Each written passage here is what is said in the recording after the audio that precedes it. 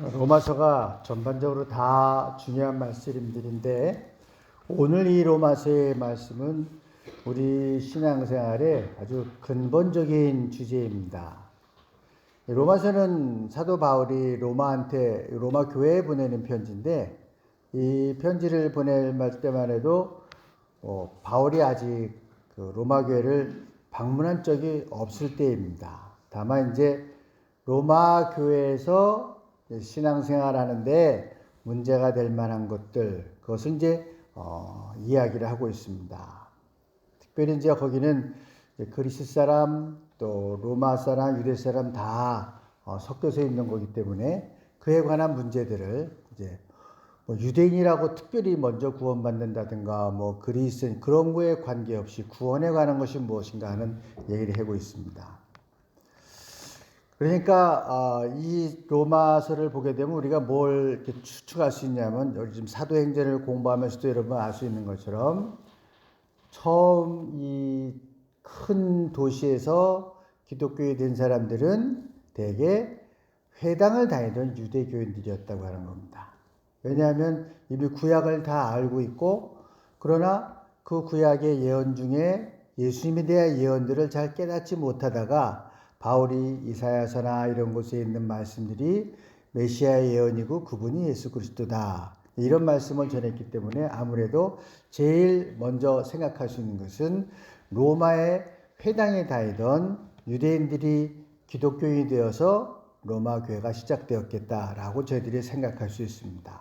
그래서 아마도 이 구약 성서가 아무도 많이 인용이 되고 얘기가 되었겠죠. 근데 이제 시간이 지나가면서 이렇게 유대 기독교인으로 시작한 로마 교회가 점차 많은 이방인들이 들어올 수밖에 없습니다. 거기에 그리스인도 들어오고 또 이방인도 들어오고 그래서 예수 그리스도가 유대인뿐만이 아니라 헬라인과 이방인에게도 똑같이 구원을 주시는 주님이 되신다는 것을 신앙을 고백하게 되고 또 로마서를 통해서 바울이 강조하고 있는 것입니다. 이 말씀 중에서 가장 초기에 가장 그들의 중심되는 신앙 고백이 무엇일까? 로마서를 통해서 또 교회사를 통해서 저희들이 찾아보면 그들의 첫 번째 신앙 고백은 예수는 주님이시다 하는 신앙 고백입니다. 예전에 주님이라고 하는 것은 이 사람들이 로마에서는 자기네 로드, 주가 황제였거든요. 근데 그것이 아니라 우리 삶의 주인이 예수님이 주님이시다 하는 고백이 첫 번째 고백이었습니다. 그래서 예수님을 주님으로 인정하는 사람들은 이제 그 나를 구원하시는 주님이다 하는 고백을 통해서 세례를 받습니다. 그래서 예수님을 주님으로 받아들이는 사람이 이제 교회 공동체의 일원이 되어가는 것입니다. 예배에 참석하고 또 성찬에 떡과 잔을 나눌 수가 있었습니다. 지금은 사실 교회 구조가 그렇지 않습니다만 저희들이 예배를 드렸었던 저기 드라이팔티카이치 교회만 해도 이 쉽이라고 해서 배 모양으로 딱 정해져 있습니다. 난간이 있죠. 그리고 안에 의자가 있고 바깥 복도가 있습니다. 요 안에는 세례받은 사람만 들어올 수 있습니다. 그리고 그 당시에는 세례를 받지 않은 비기독교인은 요 쉽 바깥에 서서 듣거나 앉아서 듣게 되어 있습니다. 참석을 할 수 있지만 이 구원의 방주라고 하는 의미하는 요 안에는 들어오질 못하죠. 여러분들이 성지 순례를 가면 그 오래된 교회 무너진 터들을 가보면 항상 이 모습을 볼 수가 있습니다. 아주 엄격하게 세례를 받은 사람과 받지 않은 사람들이 구별되어 있었죠. 그래서 오늘 본문 말씀이 이렇게 합니다. 내가 만일 입으로 예수를 주로 시인하고 하나님께서 그를 죽은 자 가운데서 살리신 것을 내 마음에 믿으면 구원을 얻으리니 사람이 마음으로 믿어서 의에 이르고 입으로 시인하여 구원에 이르느니라 이렇게 말씀했습니다. 그래서 바울은 다른 곳에서도 그런 얘기를 합니다. 고린도전서 11장 3절을 보면 또 성령으로 아니하고는 누구든지 예수를 주라고 할 수가 없다. 내가 연구해서 예수가 주라고 고백할 수 있는 게 아니라는 뜻이죠. 우리가 세례를 받고 구원을 받을 수 있는 것은 우리가 예수님이 나를 위해서 내 죄 때문에 십자가에서 죽으셨구나 인정하는 게 머리로 할 수 있는 게 아니란 뜻입니다. 그게 머리로 여러분 논리적으로 계산해서 나오나요? 이건 논리가 아니거든요. 그래서 그것을 깨닫게 하고 믿게 하는 것이 바로 성령의 역사다라고 이해합니다. 이 단어들은 그리스도인의 신앙과 삶 모두에 엄청난 의미를 갖고 있습니다. 주님과 예수님, 이 두 단어를 우리가 어떻게 믿어야 하는지에 대해서, 그리고 어떻게 살아야 하는지에 대해서 가르쳐 줍니다. 주님과 예수님, 이 단어들은 역사적인 예수에 대한, 그 역사에 우리 가운데 오셔서 우리를 구원해 주신 그 예수에 대한 깊은 확신을 고백하는 겁니다. 무슨 어디에 있는 귀신이라든가 무슨 뭐 제우스 신이야 이런 게 아니라 실제로 우리 역사 속에서 같이 계셨던 그분을 고백하는 거기 때문에 이거 논리 갖고는 힘듭니다. 사람들이 성경을 보면서도 전혀 모르는 사람들이 성경을 보면 여기저기 부딪힙니다. 그것만 뽑아도 많이 나올 거예요. 구약 성경에서 여러분들이 하나님이 천지를 창조하셨다 그랬습니다. 그럼 누가 봤어? 누가 봤어요? 막 본 것처럼 얘기하잖아요. 뭐 첫째 날 뭐를 창조하고 둘째 날인데 그걸 창세기에 기록을 했어요. 그럼 누가 봤을 거 아니에요? 누가 봤어요 그거? 이거 말이 안 되죠. 그런가 하면 동정녀 마리아가 예수님을 낳았다. 이게 머리로 여러분 이게 이해가 되나요? 이게 머리로 하는 얘기가 아니에요. 마음으로 믿어지지 않으면 머리로 백날 머리를 굴려봐도 믿음에 이르지 못한다고 하는 겁니다. 그래서 이런 고백이 있어야 되거든요. 참 사람으로 오신 그 인간 예수 역사적인 실존 인물에 대한 예수님에 대한 고백이거든요. 이게 우리의 머리만 갖고 논리만 갖고 될 수 없다고 하는 겁니다. 여기를 인정해야지만 그런데 내가 도대체 어떻게 예수님을 나의 구주로 고백할 수 있고 동정녀 탄생을 내가 믿을 수가 있고 하나님의 창조를 믿을 수가 있느냐? 이거는 성령의 역사입니다. 그래서 마음으로 믿게 되는 겁니다. 예수님께 대해서 그래서 아주 정말 완전히 받아들이고 또 온전한 헌신을 얘기하는 거거든요. 그래서 무슨 일을 하든지 주님께 하듯이 한다 이렇게 얘기를 합니다. 우리는 예수님을 주님으로 고백하면서 이렇게 얘기하는 겁니다. 일할 때 주님께서 나의 손과 함께 계시옵소서. 가정에서는 주님께서 나의 마음과 사랑 안에 계시옵소서. 장사를 할 때는 주님께서 나의 책상과 거래 가운데 계시옵소서. 의사로서 환자를 치료할 때는 주님께서 나의 기술과 솜씨 안에 계시옵소서. 공부하는 사람들은 주님께서 나의 지성과 성장 가운데 계시옵소서. 문학 작품을 쓰는 사람들은 주님께서 나의 상상력과 나의 작품 가운데 계시옵소서. 오락을 즐기는 사람들께서는 주님께서 나의 손발과 이 여가 시간 안에 계셔 주옵소서. 제가 무슨 일을 하든지 주님께 하듯 그렇게 하겠습니다. 무슨 일을 하든지 마음을 다해 주께 하듯 하고 사람에게 하듯 하지 않겠습니다. 골로새서 3장 23절 말씀을 푸는 겁니다. 그러니까 주님하고 예수님이 주님이라고 한다면 주인이잖아요. 내가 먹고 자고 하는 모든 일에 그 주님이 계시기를 원한다는 뜻입니다.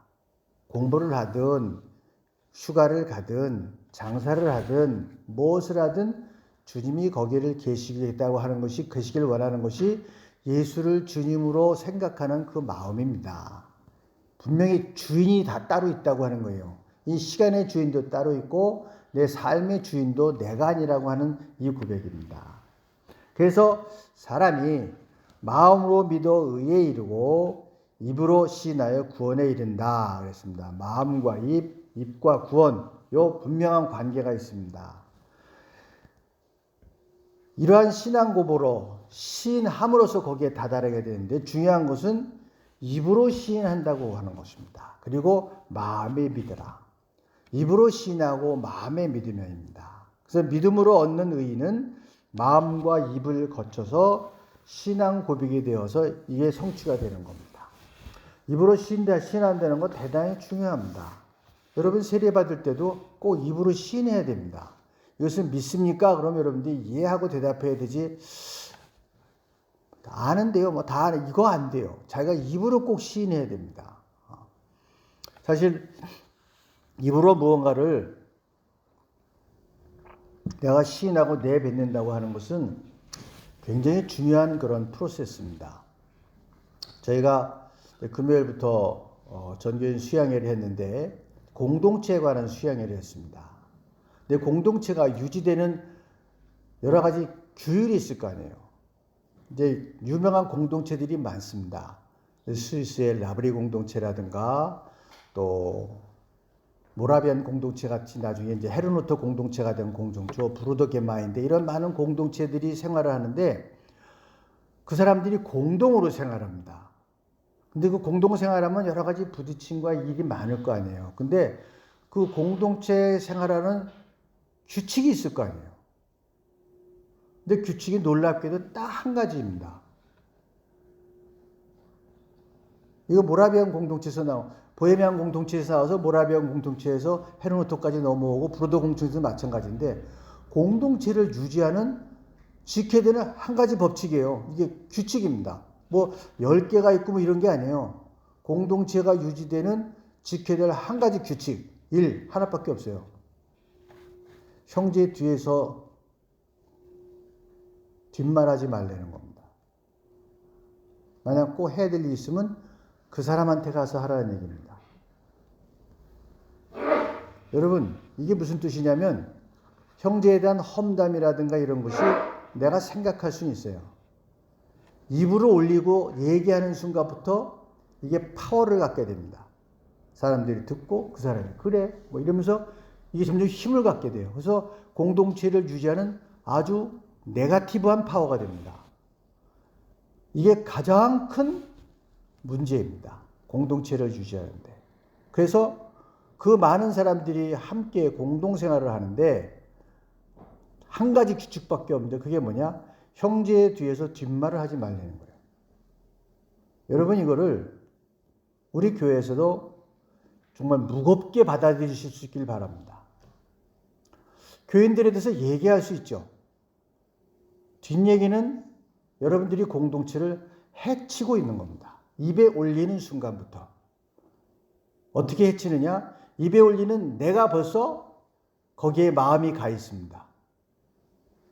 그리고 듣는 사람도 또한 네거티브한 파워하게 참여하게 되어 있습니다. 그래서 결국은 공동체가 갈등과 위기를 겪는 파워가 되는 겁니다. 명심하십시오. 어떤 공동체가 되었던 특히 교회 공동체라고 하는 데서는 절대 뒷말을 하면 안 됩니다. 그 사람한테 꼭 해야 될 거면 기도하시고 그리고 그분 앞에 가서 얘기해 줄 수 있어야 됩니다. 어저께 섬김이라는 얘기를 했는데 여러분 섬김이라는 얘기를 참 많이 하잖아요. 교회에서. 이 공동체라고 해서 섬기는 게 뭘까? 네? 이게 구체적으로 섬긴 그러면 단계가 있습니다. 여러분들이 교회 공동체를 정말 건강하고 화목한 공동체가 되기를 원한다 그러면 서로 섬겨야 되거든요.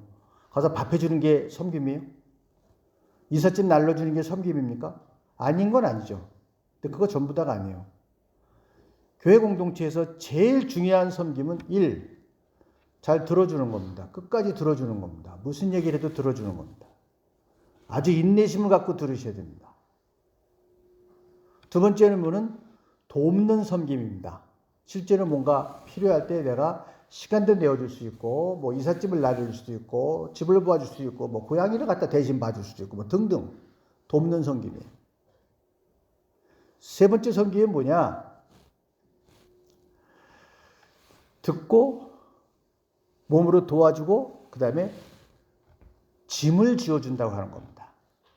성경에서 짐을 지어준다고 그럴 때 여러분 자꾸 뭔가 피지컬한 육체적인 걸 생각합니다. 근데 여러분 성경에서 짐을 진다는 얘기가 굉장히 많이 나오는데 예수님이 우리의 짐을 지셨다 그랬습니다. 예수님이 뭐 이삿짐 도와드린 일 있어요? 예수님이 우리의 짐을 주셨다고 짐을 진다고 하는 것은 세 번째 섬김의 형태인데 용납하는 겁니다. 모든 사람이 내 다 마음에 들을 수 없어요. 실수할 때도 있고 잘못할 때도 있고 내 일에 막 맞서서 나하고 반대할 때도 있고 그러는데 용납한다고 하는 겁니다. 어렵죠. 사람을 용납하기 부모 자식 간에도 때로는 용납하기 힘들 때가 있어요. 그러니까 한국에는 그러잖아요. 호족파가라 그러잖아요. 오죽하면 자기 자식 보고 호족파가라 그러겠어요. 사람이 그런 거예요. 부모 자식 간에도. 근데 용납하려는 겁니다. 이게 섬김입니다. 네 번째가 뭐냐면 선포하는 말씀입니다.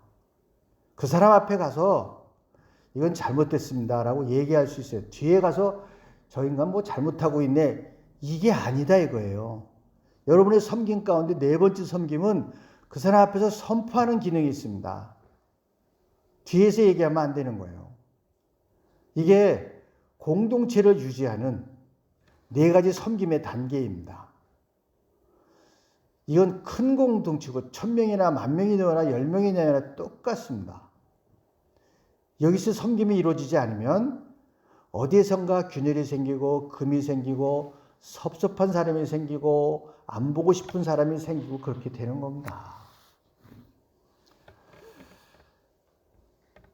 자꾸 사람들이 이 기능에 대고 효율성을 생각합니다.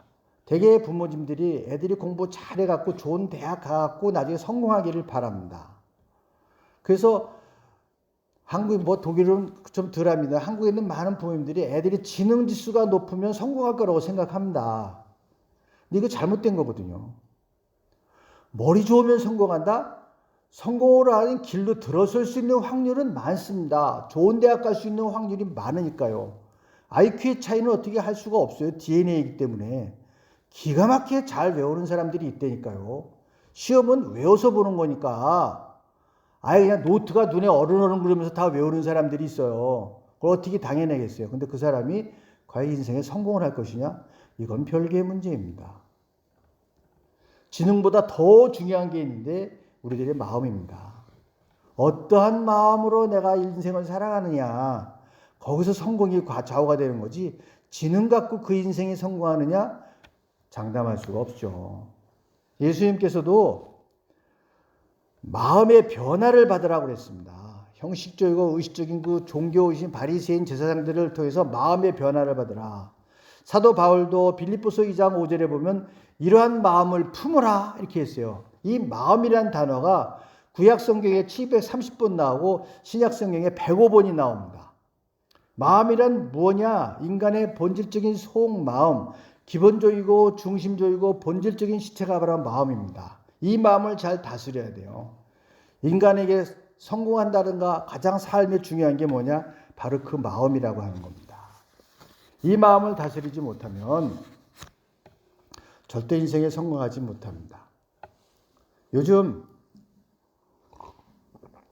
정치권에서도 그렇고 사회적으로도 그렇고 교회에서도 지금 악투엘하게 논의되는 테마가 AI입니다. 인공지능이에요. 여러분이 쓰는 챗 GPT에다가 제가 지난 시간에는 로또 번호 물어보라 하셨죠? 이번 시간에는 오늘 성경 본문 갖고 설교 하나 써달라고 그러세요. 잘했습니다. 제가 설교한 것보다 더 잘해요. 뭐가 다르죠? 설교문이 퍼펙트하다니까요. 설교의 프로세스는 똑같습니다. 성경 본문이 정해지면 그 본문에 대한 역사적인 뒷짐 레벨, 과연 어떤 상황에서 쓰여진 성경인가 원어를 찾든 또 해석을 찾고 주석을 찾아서 이것을 찾아내야 됩니다. 이게 어떤 상황에 쓰여진 말씀인가. 그 다음에 두 번째 단계는 그것을 지금 우리들의 상황에서 어떻게 적용할 것인가. 그 다음에 거기에 맞는 예화라든가 이런 걸 찾아서 쓰면 이 세 단계를 거쳐서 설교라는 것이 쓰여집니다. 챗 GPT도 똑같은 이 프로세스를 거칩니다. 거긴 데이터베이스를 중심으로 해서 주석을 찾아내고 그 다음에 지금 어떻게 적용할 건가를 찾아내고 예화를 찾아내서 설교를 써요. 목사님도 그렇게 쓰고 인공지능도 그렇게 씁니다. 근데 설교를 하면 누가 더 잘할 것 같아요? 챗GPT가 훨씬 잘합니다. 왜? 발음 틀리는 거 없고요. 떠듬거리는 거 없고요. 중간에 이상한 쓸데없는 무슨 공백 이런 게 없어요. 아주 질서정연, 논리 정연하게 할 수 있어요. 실제로 테스트를 한번 해봤어요. 목사님 설교를 듣게 하고 챗GPT 설교를 듣게 하고, 그리고 6개월 후에 그 추적 조사를 했습니다. 들은 사람들을. 어떤 사람들이 더 그 설교를 기억하고 또 그런 말씀대로 살아보고자 했을까? 누굴까요? 교회 다니는 청년이요, 우울증이 걸렸어요. 그래갖고 우울증이 심하니까 챗GPT하고 대화를 했습니다. 자기 우울증을 설명하고 이제 컴퓨터하고 대화를 하는 거지. 그러니까 챗GPT가 분석을 하고 이렇게도 해보고 뭐 저렇게도 해서 이게 좋아졌어요. 그 심리사 뭐 정신과 찾아가서 안 됐는데 챗GPT 해갖고 좋아졌다고요. 문제는 뭐냐? 좋아진 것 같은데 그 다음에 더 심한 우울증이 왔어요. 그래갖고 그 모습을 보고 교회에 그 청년의 선배가 찾아왔어요. 그 선배가 그 모습을 보고 정말 너무 안타까우니까 그냥 옆에 이렇게 손을 붙들고 앉아서 같이 울어. 아무 말도 안 하고. 그러니까 한참 울고 나서 얘가 회복이 됐어요. 뭐가 다를까요? 그 청년이 하는 얘기예요. AI는 정답은 줄 수는 있지만 나와 함께 울어줄 수는 없다. 실제로 똑같은 설교를 들은 사람도 목사님의 설교를 들은 사람들이 훨씬 많은 영향력을 받습니다. 설교를 할 때 그 울컥하는 모습, 때로는 정말 감정이 복받쳐서 그냥 갑자기 말이 없이 조용해지는 그런 침묵, 이게 다 남아요. 질서정연 논리 정연하게 설교한 설교보다 그 설교가 더 사람들이 기억하고 가슴에 남는다는 거예요. 왜 그럴까요? AI가 마음을 나눠줄 수가 없기 때문입니다. 여러분, 신앙생활에서 우리들의 마음이라고 하는 게 이렇게 결정적인 팩터가 된다는 겁니다. AI가 우리 머리는 구원할 수 있을지 모르지만 가슴을 구원할 수 없다고 하는 겁니다. 여러분들의 마음이 얼마나, 지금 특별히 이 AI 시대에 우리들의 마음에 관심을 갖는다고 하는 것이 얼마나 소중한 것을 가르쳐주는 단적인 이야기입니다. 컴퓨터로 머리는 구원할 수 있어요. 정답을 줄 수 있으니까.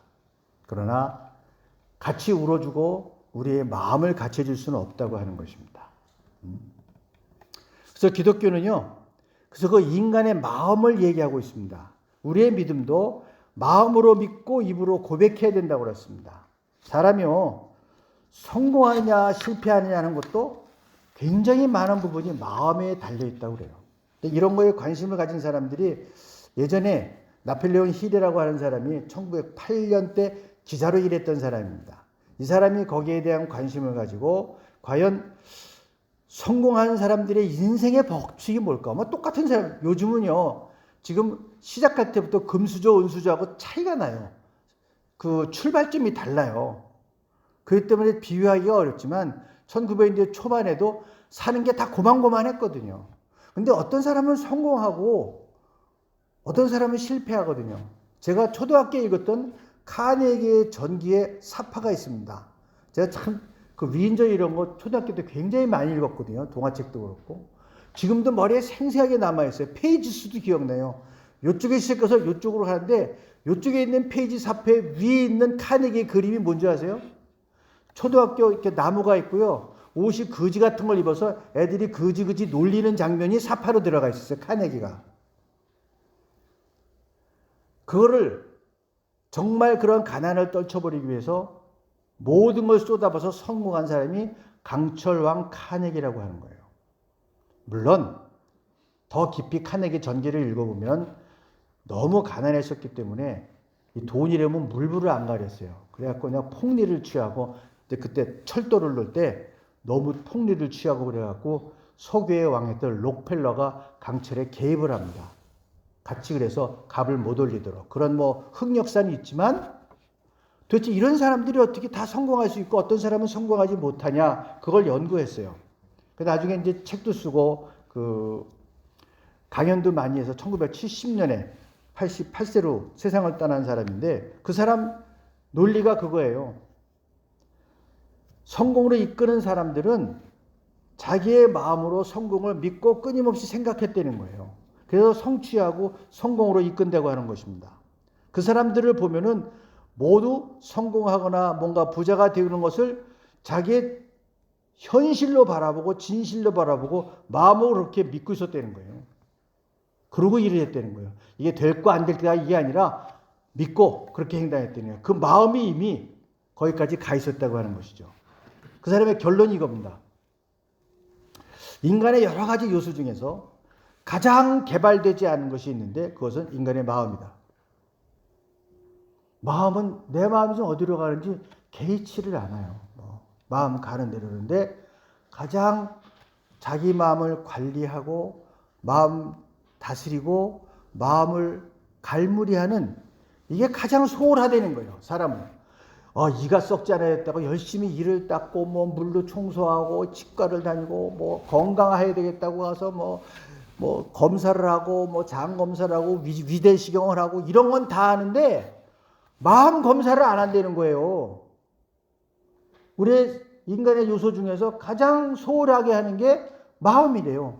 한번 가만히 생각해 보세요. 여러분, 마음을 얼마나 깊이 생각하면서 다스려 보셨습니까? 그런데 결정적인 건 마음이라는 겁니다. 우리의 신앙생활도 이렇게 마음으로 믿고 고백하는 겁니다. 기독교의 구원은 예수 그리스도를 우리의 마음으로 믿고 영접하고 입으로 시인하고 고백할 때 구원이 오게 되어 있습니다. 이게 참 너무 단순하고 쉬운 것 같으니까 쓸데없이 갖다 붙이려고 했던 사람들이 있죠. 율법학자들이 와서 무슨 놈의 구원이 마음으로 믿고 시인한다고 그걸로 되느냐, 뭐 십계명도 지켜라, 뭐 율법도 지켜라, 그거 다 아니었어요. 초대 교회에서 모든 이단들은 다 여기서 왔습니다. 단순해요. 마음으로 믿고 시인하고 고백하고 세례받으면 구원받는 거예요. 그러니 마음으로 믿는다는 게 얼마나 중요한 겁니까? 마음속에서 믿음으로가 하는 말은 우리 머릿속으로 인식하는 것이 아니라 마음속으로 믿는 것을 말합니다. 이 마음에 믿음을 가지고 나가야 된다 하는 것입니다. 아무리 신학교에서 신학을 공부하고 박사가 되었다고 해도 머릿속에만 가지고서는 구원받지 못합니다. 성서를 성수학적으로 아무리 잘 이해한다고 해도 그것만 갖고는 구원받을 수가 없습니다. 마음 중심에 예수를 모셔야 된다고 하는 것입니다. 머리를 이해하는 건 머리 잘 쓰는 사람들이 잘 합니다. 성경 외우는 것도 머리 잘 쓰는 사람들이 좋은 DNA를 가진 사람들이 더 잘 외워요. 왜? 그건 기능입니다. 믿음이 좋아서 성경을 잘 외우는 게 아니고요. 기능이 좋아서 잘 외우는 겁니다.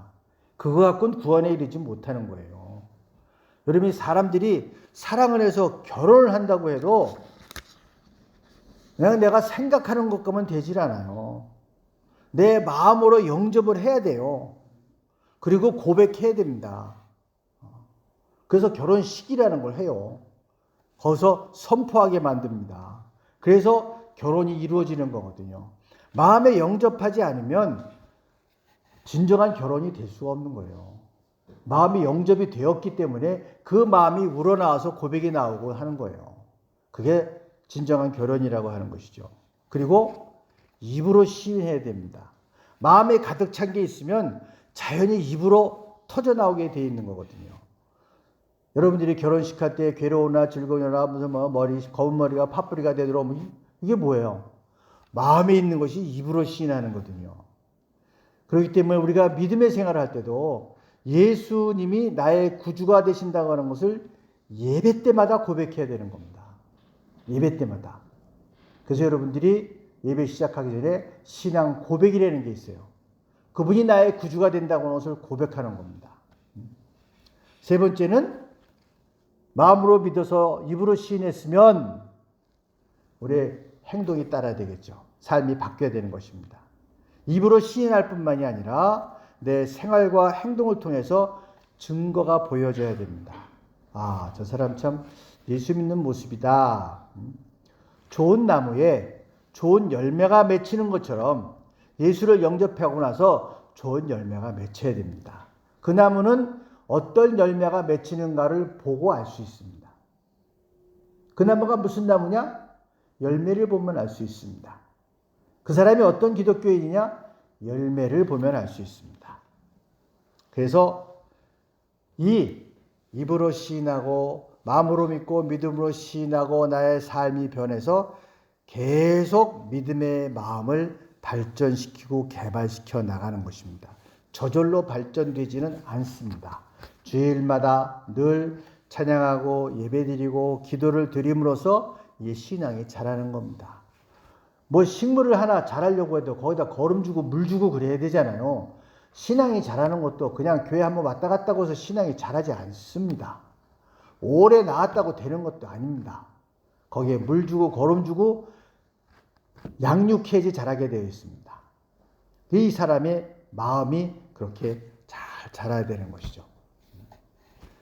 그래서 그 마음의 상태에서 믿음직한 마음, 정직한 마음, 적극적인 그런 마음, 여기에 따라서 우리 신앙생활의 성공과 실패가 좌우가 되는 것입니다. 어떤 사람은 빈손으로 시작해도 마음속에 신뢰감과 또 모험심을 가지고 열심히 발전시키는가 하면 어떤 사람은 영 거기에 이르지 못하는 사람들이 있습니다. 예배드리는 동안에도 여러분의 신앙생활에는 끊임없이 물을 주고 발전되어야 된다고 하는 것입니다. 말씀하고 기도하고 봉사하고 전도하면서 계속 개발하고 발전되어야 되겠죠. 사람들의 마음이 이렇게 개발되고 발전되어 가는 과정을 이런 책들을 어떻게 표현하는가 하면 마음의 발전하는 단계를 8단계로 이렇게 아주 세분한 그런 책이 있습니다. 첫째는요, 마음에 확신을 가지셔야 됩니다. 내가 믿는 것에 대해서는 확신이 있어야 돼요. 하나님을 믿고 내가 의 자녀라고 하는 확신이 있어야 되는 겁니다. 두려움이 없어져야 되잖아요. 하나님의 자녀라고 하는데. 두 번째는 미래의 좋은 일들을 생각하는 거예요. 지금보다 발전할 것이고 더 좋은 일이 생길 거라고 믿고 행동하는 거예요. 세 번째 단계는 뭐냐면 신앙생활이라고 해서 비상식적이 되거나 비윤리적이 되어서는 안 됩니다. 난 이게 정말 이해가 안 가요. 요즘 세상을 어지럽히는 이단들을 보면 저게 어떻게 용납이 되는지 모르겠어요. 아니, 교주라는 사람이 수많은 여자들을 건드리고 만드는데 아니 그게 어떻게 용납이 돼요? 교주라는 사람이 몇 억을 갖다가 카지노에서 날렸대는데 쉬러 갔대. 일이 많아서 쉬러 가서 몇 억을 카지에서 날렸다는 거야. 교주는 몇 억을 카지에서 날려도 쉬는 거예요. 여러분, 이거 신앙생활이라고 해서 비상식적이 되거나 비윤리적이 돼서는 절대로 안 됩니다. 모든 기독교 이단들이 여기서 빠져나간 이단들입니다. 이건 비상식적이고 비윤리적이거든요. 네 번째는 부정적인 생각을 하지 마십시오. 우리의 생각과 마음의 삶을 지배하는 거거든요. 안 되면 어떡하나 부정적인 생각을 한 사람은 뭔가 성취할 수가 없습니다. 긍정적인 마음을 가지고 열심히 하면 풍요롭게 이루어진다고 하는 거예요. 그리고 다섯째는 마음을 진정시킵시오. calm down. 진정하라고 하는 거예요. 참지 못하는 사람, 쉽게 신경질을 부리는 사람, 흥분한 사람은요, 이 진정된 사람에게 지고 맙니다. 독일에서 살아본 사람은 다 알 거예요. 독일에서는 큰 소리 치면 그 사람 진 겁니다. 뭐가 안 되니까 큰 소리 친 거거든요. 큰 소리 치면 그건 끝난 거예요. 한국에서는 교통사고 나면 큰 소리 친 사람이 이긴다고 그러죠. 독일에서는 택도 없어요. 큰 소리 쳐 봤지요. 분리자에 부르면. 프로토콜 수혈 하면 끝나는 거예요. 냉정하게 이거를 캄다운하고 자기의 마음을 다스리라고 하는 거예요. 여섯째는 항상 대비하는 마음을 가집시오. 요한 예술가가 목사 되는 사람한테 그런 거였어요. 항상 준비해라. 설교할 준비하고 죽을 준비를 항상 하라고 그랬어요. 거기 한 가지 이사 갈 준비 꼭 하라고 그랬어요. 그래서 목사들은 세 가지 준비를 해라. 이사 갈 준비, 설교할 준비, 죽을 준비. 항상 준비가 돼 있어야 돼. 맞죠? 그만두면 빨리빨리 이사 가야 되고요. 설교는 언제 시켜도 할 수 있어야 돼요. 항상 대비가 돼 있어야 돼요. 죽을 때 쿨하게 죽어야지. 목사가 죽기 싫다고 낑낑대고 그런 거 보면 얼마나 추해. 교인들이 왔다가 왜 목사님 저렇게 갈까? 이해가 안 되시죠? 제가 경험을 했거든요. 제가 참 좋아하는 선생님이 그랬는데 돌아가실 때 그렇게 안 돌아가시려고 애쓰고 막 그러다가 가셨어요. 아, 제자들이 그 얘기를 하더라고요. 그래서 신학과 교수는 돌아가실 때도 정말 잘 준비해서 은혜롭게 돌아가셔야 되겠다. 제자들이 상당히 마음 아파했어요. 그 모습을 본 제자들이 많이 상처받았어요. 그래서 죽을 준비도 잘해야 돼요. 전 소원이에요. 그냥 열심히 놀다가 한 일주일 앞으로 싹 그냥 쿨하게 갔으면 좋겠어. 그냥 추스 천국에서 만납시다. 착 얼마나 쿨해. 은혜가 되고. 죽을 준비하려는 거예요. 농담 아니에요 이거. 정말로 그렇게 살아야 돼요. 저만 그렇겠어요. 연세 드신 분들은 다 똑같아요. 자식들에게 민폐 끼치지 않고 한 일주일 누웠다가 전국에서 보자. 최고야 이게. 이런 복이 없어. 이런 복이 없어. 뭐 재산 물려주고 그런 것보다 제일 큰 복이 이거야. 애들한테 패 끼치지 않고 일주일 누워있다가 먼저 간다. 전국에서 보자. 이게 내 꿈이에요. 그렇게 갔으면 좋겠다. 와. 유감스럽게도 그런 목사님 얘기는 제가 못 들었고 그런 장로님 얘기는 들었어요. 큰 교회 장로님인데 이제 돌아가실 때가 됐는데 목사님 가시니까 그러래요. 목사님 하고 그러세요. 전국에서 만납시다. 먼저 갑니다. 그거 이틀 있다 들어가셨어요. 난 그렇게 가야 되는데 준비하셔야 되네. 준비. 일곱째는 잘못된 것은 빨리빨리 잊어버리는 겁니다. 이게 참 어려워요. 자꾸 발목을 잡혀갖고 실패에 대한 기억 때문에 앞으로 나가지는 못해요. 실패에 대한 기억. 못 나가요. 이걸 빨리 잊어버려야 되고요. 새로운 걸 배우지 못합니다. 그러면 자꾸 실패한 거에 잡혀있는 사람. 변화를 못해요. 발전하지 못하고. 그렇기 때문에 잘못된 것은 잊어버려라. 마지막으로 새 것을 위해서 항상 마음이 열려있어요. 오픈 마인드.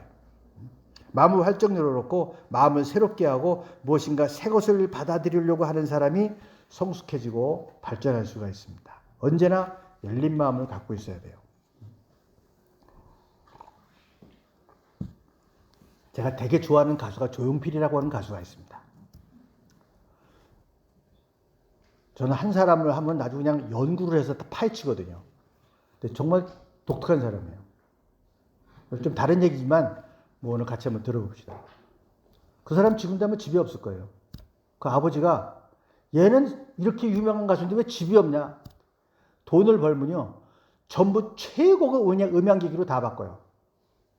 그가 같이 하는 조용필과 위대한 탄생은요. 최고급 최고의 음향기구와 악기를 갖고 있습니다. 지금도 같이 해요. 코로나 시간 동안 연주할 수 있어 없어요? 연주 못해요. 그 사람들 월급 다 줬어요. 끝까지 붙들고 있었어요. 자기 재산 다 털어서 그 사람들 한 사람도 빠져나가지 않도록 코로나 그 2년 기간 동안요. 월급 다 주면서 그걸 유지했습니다. 그 독특한 그런 게 있어요. 물론 이제 뭐 아내가 먼저 돌아가시고 뭐 이런 것들도 있고 그런데 한 번은 이 전중과 광주에 있는 정신병원에 있는데 그 사람이 뭐냐면 아무런 반응을 하지 않아요. 근데 하여튼 뭐가 반응을 해야지 치료를 시작할 텐데 웃거나 뭘 봐도 항상 포커페이스야. 그러니까 감정이 완전히 막혀 있는 거예요. 이건 치료가 불가능해요, 사실은. 정말 절망적인 거야. 근데 어느 날 얘가 막 울면서 막 그러는 거야. 뭔가 그랬더니 조용필의 노래 중에 비련인가? 기도하는 마음 이런 노래가 있어요. 그 노래를 듣더니 그렇게 마음이 팍 열리면서 그냥 막 울더라는 거야. 뭔가 이게 그 감정에 연결이 되는 거예요. 그래서 이 사람이 조용필을 만나면은 치료를 할 수 있겠다. 그런 소망에 들어서 말도 안 되지만 전화를 한번 해봤어요. 그 매니저가 봤더니 조용필 씨가 하루 지금 개런티가 얼마인 줄 아냐고. 세 군데 공연하면 몇 억인데 낼 수 있겠냐고. 말을. 그래 끊었어. 근데 그거를 조용필 씨가 들었어요. 그리고 무슨 전화냐고 했더니 이런 사람들이 아닌데 말도 안 되는 전화가 왔다니까. 그래? 그러더니 오늘 공연이 어디 있어? 다 취소해. 위약금 내가 물을 테니까. 그래서 그날 내려갔어요. 그래서 그 환자 앞에서 혼자 불러주는 거야. 그 이 사람이 그냥 막 터지면서 울고 막 이제 그 감정이 터지니까 이제 치료가 가능하죠. 그런 일화가 있어요, 그 사람이. 그러다 참 독특한 사람이다. 지금 나이가 75세입니다. 여러분 아시는 것처럼 이번 추석 때도 특별 공연했죠. 나이가 들어가니까 자꾸 이게 떨어지는 거예요. 감이 안 와. 젊은 사람들의 감정을. 완전히 그러면 할아버지들이나 들어요. 그래서 내가 이렇게 물러날 수는 없다 그래갖고 이 사람이 그 당시에 젊은 사람들의 취향, 그 사람들이 어떤 리듬, 어떤 가사를 좋아하는가를 전부 취합을 해갖고요. 같이 고민해서 만들어낸 게 10년 만에 레코드를 낸 바운스라는 노래예요. 이 10년 만에 나왔는데 젊은 사람들이 다 해서 한동안 그 음원 차트를 1등을 했었어요. 바운스라는. 이게 자기 나이가 들었다가 물러나는 게 아니고요. 마음을 탁 열어놓고 과연 젊은 사람들이 좋아하는 리듬이 뭐고 젊은 사람들이 끌리는 가사가 뭘까 연구를 해서 같이 작사, 작곡, 편곡해서 만들어낸 게 바운스예요. 이 사람이 환갑이 다 돼서 만든 노래인데 20대, 30대가 들었습니다. 마음이 이렇게 열리지 않으면요. 지가 혼자 골방에 들어가는 거예요. 명심하십시오. 항상 우리 마음이 이렇게 열려 있어야 돼요. 열려 있지 않으면 자기 혼자 골방에 들어가게 됩니다. 나의 골방에 들어가든지 아니면 지역의 골방에 들어가든지 학벌의 골방에 들어가든지 골방으로 들어가 버려요. 그래서 그런 여러 가지 이렇게 하면서 정말 열려 있구나 저 사람이. 그리고 굉장히 노래 열심히 합니다. 이번에도 노래하는 게 거의 옛날에 노래했던 것과 하고 차이가 없어요. 목소리도 똑같아요. 75세인데. 어떻게 하랬더니 가수 노래 안 하면 목소리가 갑니다. 매일 노래한답니다. 공연하는 것처럼. 그러면 이것도 근육이거든요. 성대 근육이니까 유지가 된대요. 매일 노래합니다. 여러분, 그냥 유행가 가수라고 우습게 보지 마세요. 그 정도가 돼서 가왕이라고 할 정도면은 보이지 않는 남다른 노력과 그런 오픈마인드된 그런 마음이 있었던 겁니다. 전 그래서 대단하다 저 사람. 적어도 그 사람이 가왕이라고 된 게 뭐냐면 가수왕 여러 가지 했는데 그거 꼭 부족해요. 이 사람은 작사 작곡도 다 하거든요. 그래서 이게 가수의 황제라고 해서 가왕이라고 붙인 거예요. 전 충분히 가능하다고 생각해요. 한 세기를 점을 찍을 만한 가수다라고 생각해요. 그렇게 한 사람 없어요. 노래를 해도. 저것도 자기 밴드를 그대로 먹여 살리면서. 집 없어요, 그 사람. 그렇게 많은 돈을 벌어도. 다 여기다 투자하는 거예요. 여러분들이 신앙생활 할 때 우리의 마음을 그렇게 투자해야 된다는 겁니다. 그렇게 오픈마인드 돼서 그렇게 올인하지 않으면 우리 신앙생활이 70, 80대 때까지 계속 발전하지 못합니다. 그래야 신앙생활이 발전합니다. 그리고 믿는 마음으로 이 성공의 열매, 능력이 나타나는 겁니다. 믿음은 추상적이고 개념적이고 형이상학적인 것이 아닙니다. 믿음은 내 생활 속에서, 내 가정에서, 직장에서, 연구실에서 내 믿음이 적용되고 응용돼야 되는 겁니다. 언제나 마음에 긍정적인 것으로 하나님의 말씀으로 우리의 마음에 입력이 될 때 어떤 경우든지 그 속에서 긍정적인 해답과 결과가 나오기 마련입니다. 기독교 신앙이 무엇이냐? 죽음을 극복하고 부활하는 신앙입니다.